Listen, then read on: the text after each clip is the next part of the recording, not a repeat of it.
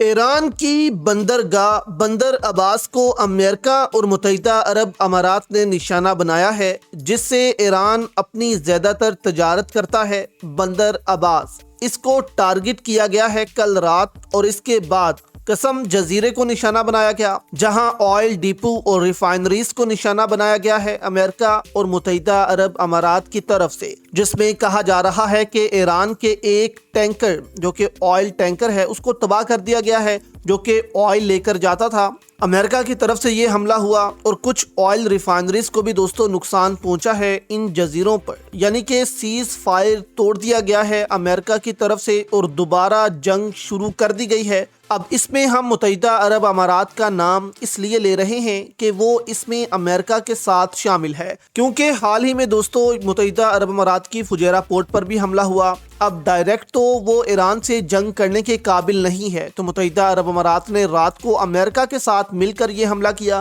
تاکہ ایران کو بتایا جا سکے کہ اگر تم حملے کرو گے تو ہم بھی حملہ کرنے کی طاقت رکھتے ہیں تم پر، اور ایران کو تباہ کر کے رکھ دیں گے ہم۔ اب اس حملے کے جواب میں دوستو ایران نے امریکہ کے 3 ڈسٹرائرز کو نشانہ بنایا جو بحری جنگی جہاز تھے۔ کتنا نقصان پہنچا ہے ان جہازوں کو اس حملے کے بعد؟ اب ایرانی فوج نے کیا کہا ہے؟ کیا دوبارہ جنگ کا آغاز دوستو ہو چکا ہے یا ابھی بھی سیز فائر باقی ہے؟ ٹرمپ کیا کہہ رہا ہے؟ دونوں کے بیانات آپ کے سامنے رکھتے ہیں، جس سے آپ کو اندازہ ہو جائے گا کہ اب دنیا میں کتنی بڑی جنگ دوستو شروع ہونے والی ہے۔ یہ ویژولز بھی آپ دیکھ سکتے ہیں، یہ تب کے ویژولز ہیں جب امریکی ڈرونز ایران کے اندر آتے ہیں اور وہ ان کو انٹرسیپٹ کر رہے ہوتے ہیں، کیونکہ ڈرونز جو ہیں وہ بھی امریکہ کی طرف سے برسائے گئے، جبکہ یہ ویژولز تب کے ہیں جب ایران نے اپنے میزائل داغے امریکی ڈسٹرائرز پر، یعنی کہ جو امریکی شپس تھیں ان کو نشانہ بنایا۔ ایرانی فوج کے مطابق انہوں نے جن شپس کو نشانہ بنایا ان کو جو ہے وہ کافی نقصان پہنچایا ہے،